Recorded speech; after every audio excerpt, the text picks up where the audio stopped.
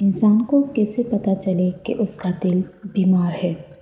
اس سلسلے میں حافظ ابن قیم نے کچھ علامات بیان فرمائے ہیں۔ پہلی علامت، جب انسان فانی چیزوں کو باقی چیزوں پر ترجیح دینے لگے تو وہ سمجھ لے کہ میرا دل بیمار ہے۔ مثلاً دنیا کا گھر اچھا لگتا ہے مگر آخرت کا گھر بنانے کی فکر نہیں ہوتی۔ دنیا میں عزت مل جائے مگر آخرت کی عزت یا ذلت کی سوچ دل میں نہیں۔ دنیا میں آسانی ملے مگر آخرت کے عذاب سے بچنے کی پرواہ نہیں۔ دوسری علامت، جب انسان رونا بند کر دے تو وہ سمجھ لے کہ اس کا دل سخت ہو چکا ہے۔ یاد رہے کہ کبھی کبھی انسان کی آنکھیں روتی ہیں تو کبھی دل روتا ہے۔ دل کا رونا آنکھوں کے رونے پر فضیلت رکھتا ہے۔ یہ ضروری نہیں کہ آنکھ سے پانی کا نکلنا ہی رونا کہلاتا ہے، بلکہ اللہ کے کئی بندے ایسے بھی ہوتے ہیں کہ ان کے دل رو رہے ہوتے ہیں حالانکہ ان کی آنکھوں سے پانی نہیں نکلتا، مگر ان کا دل روتا ہے، جو اللہ کے ہاں مقبول ہو جاتا ہے اور ان کی توبہ کے لیے دروازے کھل جاتے ہیں۔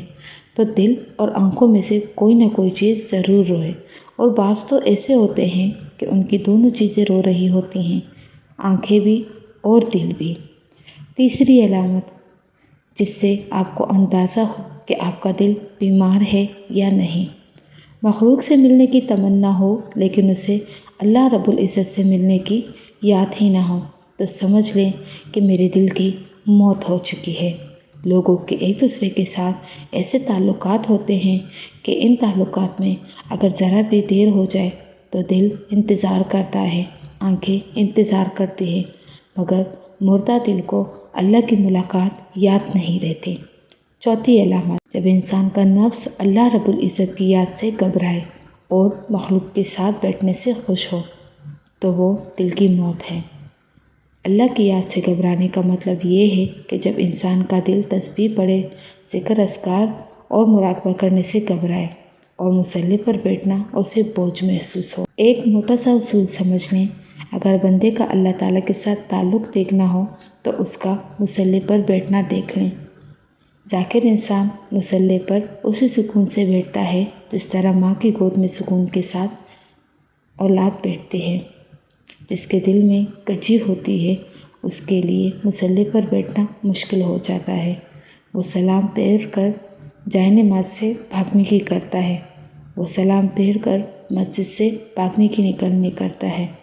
اور کئی تو ایسے بد نصیب بھی ہوتے ہیں کہ مسجد میں آنے کے لیے، جائے نماز تک آنے کے لیے ان کا دل تک آمادہ نہیں ہوتا۔ کبھی کبھی لگتا ہے نا کہ اللہ اب بس ہو گئی ہے، اب چلنے کی ہمت نہیں رہی۔ کبھی کبھی بہت تھک جاتے ہیں، صبر کر کے دعائیں مانگ، دل کہتا ہے بس اب دعائیں مانگنے کا کوئی فائدہ نہیں، کب سے تو مانگ رہا ہوں، اب نہیں ملنا۔ مگر آپ دل سے ہدایت تو مانگے، آپ دل سے اپنے مشکلات کی آسانی تو مانگے، تب ہی دل کے ایک کونے سے آواز آتی ہے، اللہ پر یقین رکھنے والوں میں سے ہو جاؤ، تم کیسے ہار مان سکتے ہو؟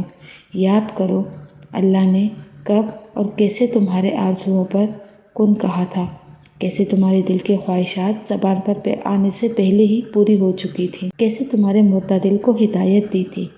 جب سب تمہیں چھوڑ گئے تھے تو کون تھا تمہارے ساتھ؟ تب پہلی دفعہ تمہیں یہ احساس ہوا تھا کہ آخر میں بس تم تھے اور تمہارا رب تھا۔ تو بس مانگتے جاؤ، وہ تمہارا رب ہے اور ہمیشہ تمہارے ساتھ ہے، کیونکہ وہ بس وہی دے سکتا ہے، اسے تو تمہارا مانگنا پسند ہے۔ وہ تو تمہیں بے حساب دینے کے لیے آزما رہا ہے۔ انشاءاللہ وہ دن دور نہیں جب تمہاری ادھوری آرزوئیں پوری ہو جائیں گی، تمہاری دعائیں قبول ہو جائیں گی۔